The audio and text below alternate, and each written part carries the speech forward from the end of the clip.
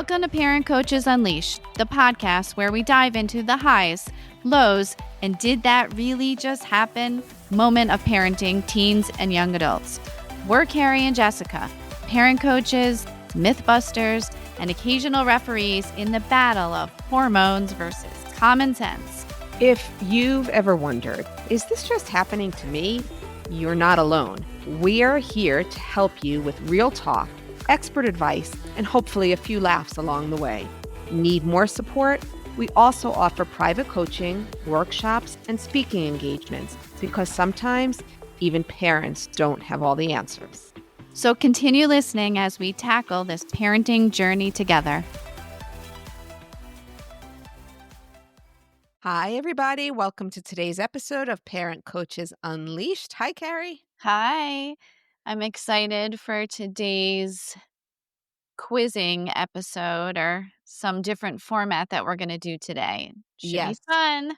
So one topic that's been coming up for Carrie and I as we really dig deep into our niche of teens and young adults is the feeling of being stuck in place and not able to move forward. And one of the theories behind that is because of our generation's parenting styles, that we did too much to enable and not enough to support our children, which as they go into adulting and become independent, they are struggling to find their way. So Carrie and I did some research and we found a quiz that we are going to take and then share with you to see if we were enablers or supporters of our children. And just to clarify the difference, enabling is you're doing for them. Supporting is you're guiding or helping them to do it for themselves. Okay. You ready, Carrie? I'm ready. Let's go. Okay. And do you want to answer now for our younger adults now, or thinking back to when they were teens? Let's try to do both. We can go like teen, I was this Now. way, young Okay. adult, I'm this way. Because I know at least for me, I'm very different Yes. parent with young adults than teens. So Okay. Lots of growth. yeah. Okay. First one. When my child struggles with a task, A, I jump in quickly to help so they don't get frustrated, or B, I wait, encourage, and let them try to solve it on their own. Definitely when they were teenagers or younger, I would hop on in and fix it, solve the problem, or give all the suggestions right away. Now I just wait. I wait and hear, what do you think you're going to do? So, Okay. I Okay. enabled when they were younger, and I'm now trying to do my best to support. What about you? Okay. I think with each kid, I got a little better. Definitely when they were teens, I would jump in with suggestions immediately. You should try this, or this is what I had a situation like that, and this is what I did. I would offer my advice. And now I feel like I take a pause and I ask, what do you need from me in this situation? So I know what type of support they need. And it's not where I'm forcing my ideas or thoughts on them. I'm letting them come to me and tell me what they need from me. So I would say definitely a shift. And definitely as I went further on down the line chronologically with each kid, I think I got a little better at that. So my So, advice is to have a lot of kids. So by the time the last one comes around, you will not enable them. so are we saying that Jackson will probably adult quicker maybe than the other two, or be a little bit more independent, or we don't know? In theory, he Okay. should be. All right. We'll have to check Stay back on that tuned. one. Stay tuned. My child forgets their homework.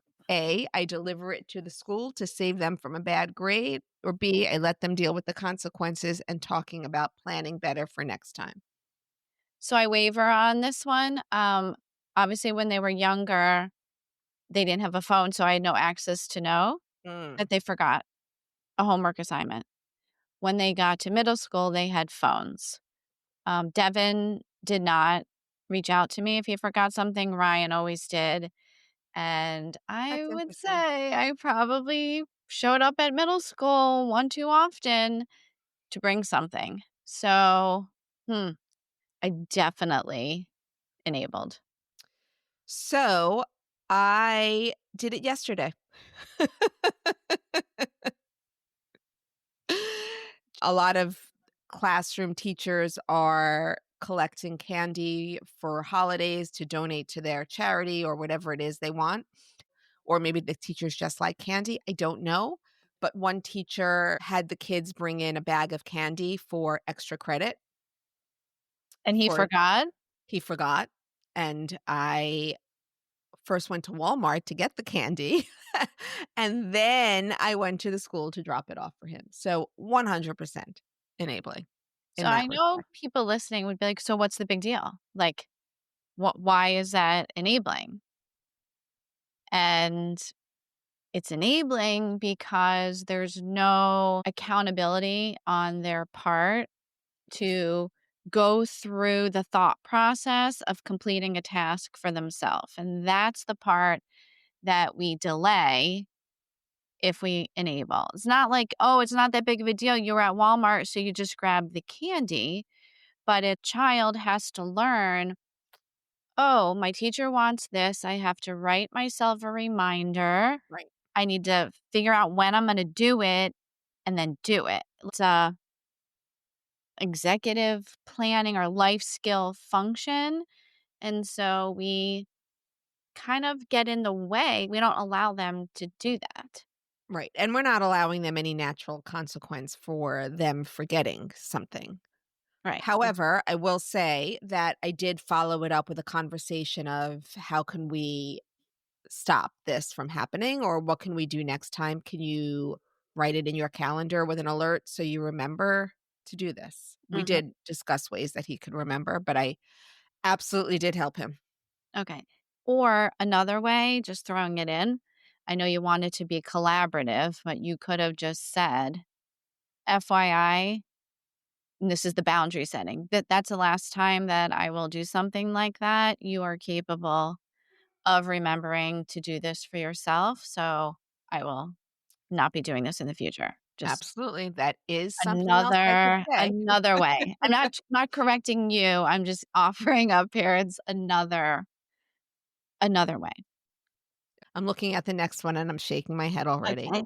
Daily routines like packing a lunch or organizing their things. A, I usually do it because it's faster and easier, or B, I expect my child to handle it and remind them as needed. Mm. Honestly, it's a little hard for me to go back and remember, Okay, then I'll just but take this one. you take it. I Having a senior moment. I still pack Jackson's lunch every day. As far as his books and stuff like that, he's responsible for his organization of his things, but I still do pack his lunch every day. And I will tell you that I packed Avery's lunch in high school and Cody's lunch in high school, and they are both independent, functioning children who can all make their own meals.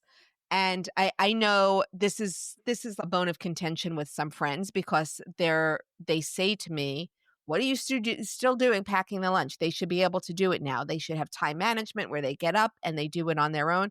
But I am taking them out of the equation. I do it because I enjoy Mhm, doing it. mhm. It is part of my caring for them. I don't know. I take joy in getting up with them and seeing them off in the morning. I mean that it's not going to be that way for long. And I enjoy making their lunch.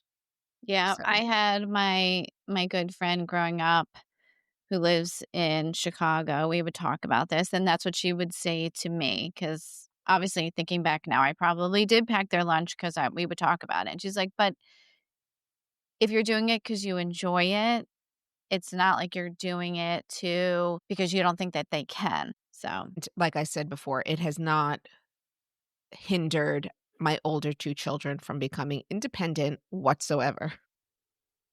okay.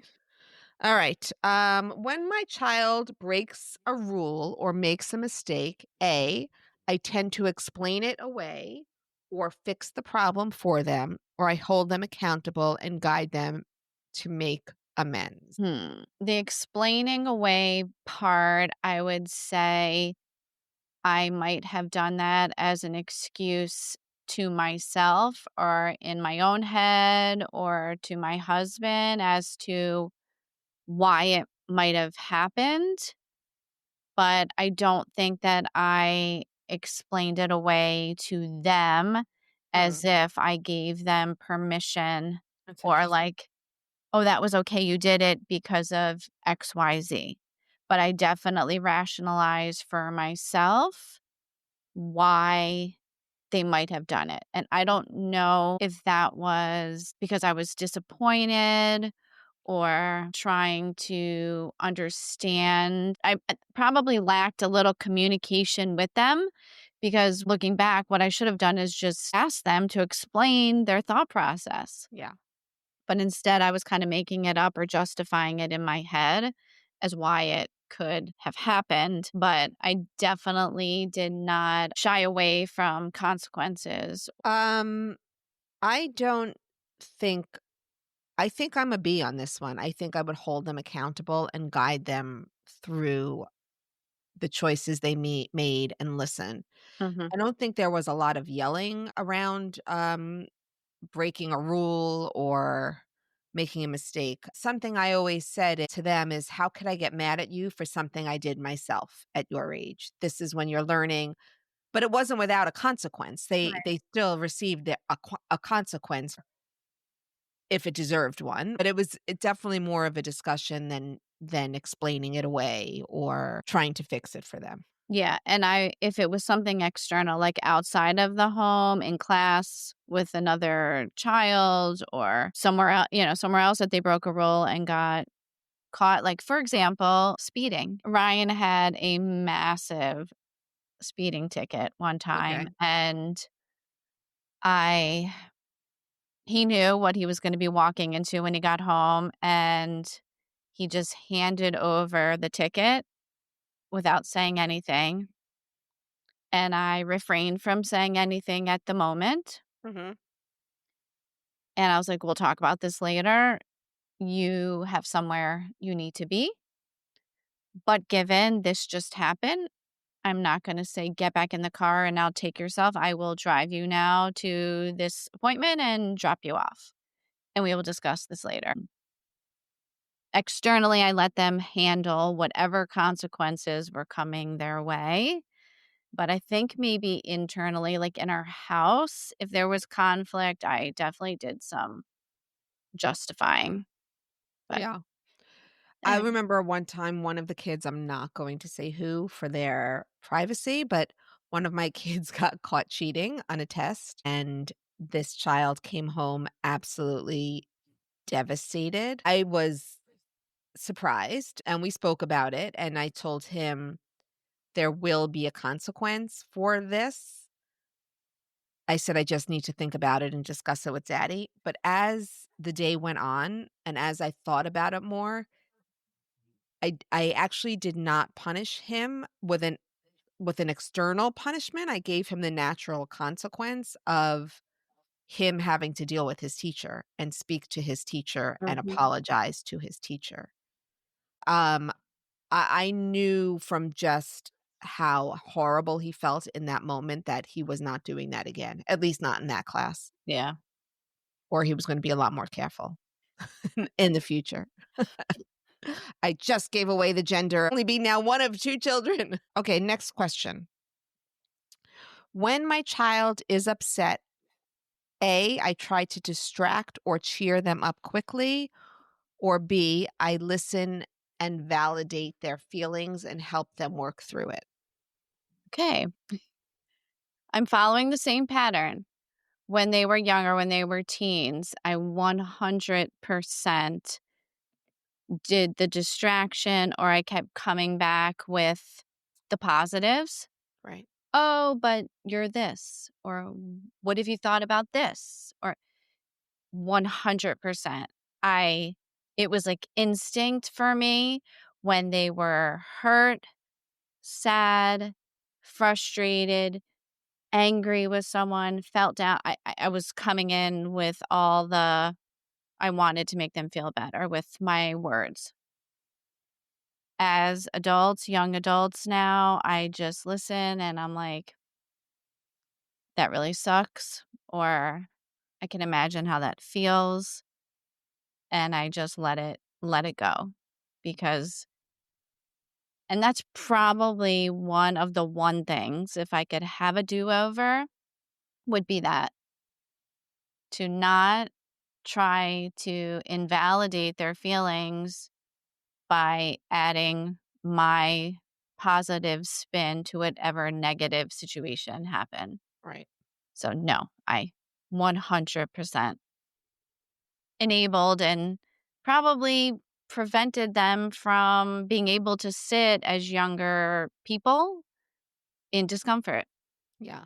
So let's just clear that up. What you said is just a really important piece, letting your child sit in their discomfort. I think it takes a really special parent to be able to do that from the beginning Mhm. because it is really hard to watch our children in pain for whatever reason. It could be somebody gets left out of a party, or somebody said something mean to you on the playground, or you didn't do well on a test, or your first heartbreak, whatever it is. As a parent, our first instinct is, I don't want, how can I take away this discomfort? But letting your child sit with it helps them to regulate their own emotions and learn to move forward from disappointment. We're all gonna be disappointed in life. It's just another emotion that they have to learn to deal with, and you can help them, you can guide them, you can ask them what you need from me in this moment. Because to me, this one sounds a lot like the one of the others that we spoke Yeah. about, Yeah. but, ask them what they need from you, or ask them, "Do you want me to say anything, or do you just want me to sit here with you and listen to you?" Mhm. Some th eh that's fine, and that's definitely hard for some parents, and it's definitely a skill you need to practice. That's why I said it's really hard for younger parents or for newer parents to do it. Yeah. Like you said, Carrie, it's a perfect example. From everything we've learned and practiced throughout the years, I think we've evolved into that type of parent, but it it was not an easy road. It No. was not easy to get there, to realize that they had to work through their own emotions. Um, yeah, but I'm with you on that one. I started out probably the same way, trying to distract, or but you have so much to be happy about, and there are so many other good things, Yeah. and one thing has nothing to do with the other. No. It's okay to be upset at this moment. Yeah. Yeah. Let's do one more. If I stopped helping in a certain way, I would worry that they'd fall apart, or B, I think they'd figure it out with time and effort. So I feel like I'm somewhere in between A, B. I would not be worried that they would fall apart. However, just to rip off the band-aid and go to the place of they will figure it out, I feel like I would want to have a conversation about why I'm going to stop, or why I will stop helping in that way so Yeah. that you can move forward and figure it out yourself. And this is actually one area that Ken and I really disagreed, How so? because his reaction was, they'll figure it out. And I was, that's fine in theory, but where's the communication about why abruptly something has changed and they'll just figure it out? Like, I felt there could be more communication about, we're no longer doing this, or, oh, you asked that question. I might have the answer, but you know what? You'll have to figure it out on your own, because that'll be a growing moment for you. But his idea was just to be like, I don't know, figure it out. Or Yeah. just hands off altogether, or not even engage in the moment. I'm kind of on the same page with you. And I agree that there should be a conversation about it. Like, I'm backing away because I know that you can figure this out on your own. That's all that Actually, needs to be I said. love that statement. I'm adding it to my Rolodex. Okay, I'm backing away because I know you can figure this out on your own. Everybody write that one Write that down. one down. Go on. Okay. So the scoring is supposed to be for every A, you give yourself 1 point, for B, you give yourself 2 points, and then you see if you're balanced and growing. But I'm not even adding up the points, Carrie, because I'm gonna tell you, you are definitely growing and evolving. Yay, you get an A on the quiz, Carrie. Thank you. Thank you. So maybe by the time my children are 30 and officially adults, like they've left the emerging adult category, I'll be a full supporter. But then you can start when they start having kids, imagine how much you can do with your grandkids if you Yeah, have but I any. hopefully I will have grandchildren Mhm. or one grandchild. Um, but I think it'll be a whole different ballgame. I think that being a grandparent, We just sit back and let you, them do. yes, you sit back, all you do is just enjoy and you smile and you giggle and you laugh. Like even when they're upset and have tears, right? Like Yeah, you can see that all of it is normal. But when you're in it as a parent and certainly for the first time, like it doesn't feel like all of it is normal. right. Absolutely. The one piece of advice that I would have if someone's listening and has younger children or is really struggling with their child's emotions, like, oh, managing our child's emotions. We cannot manage our children's emotions. And it is okay and it is normal for all children and adults, for that matter, to feel and express every emotion, whether it's positive or negative.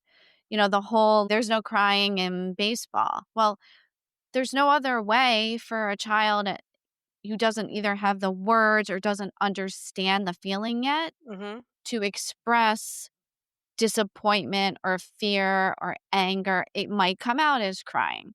Right. So, why would we take away and make those comments to someone and tell them that their feelings and their emotions are wrong? Right. Like, that's that old, oh, drives me crazy I when I know. hear it. And it's not our There's nothing to job. cry about, that's not worth crying over, or I'll give you something to cry about. No, let them. Crying is a form of their communication. Yeah. And we all know crying sometimes makes you feel better because it's a release of Yes. the emotion and the processing of what you're feeling. Mhm. So, and encourage if you don't understand the behavior or the emotion, like ask them, tell me, tell me what you're feeling right now. Try to put it in words. Yep. Love So, that.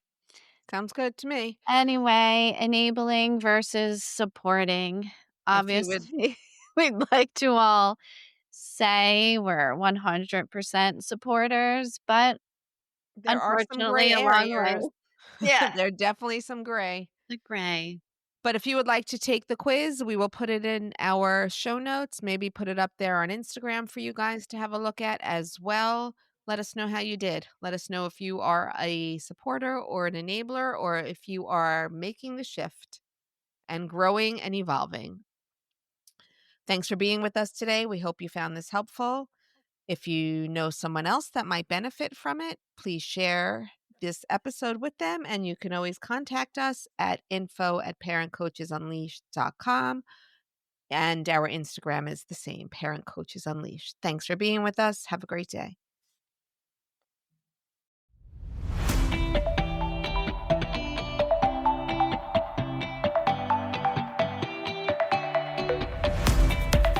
Thank you for listening to this episode of Parent Coaches Unleashed with Carrie and Jessica. Together, we can raise the next generation of independent, capable, and compassionate young adults. we encourage you to send us an email with questions and feedback to info@parentcoachesunleashed.com. Please remember, you are not alone on this parenting journey.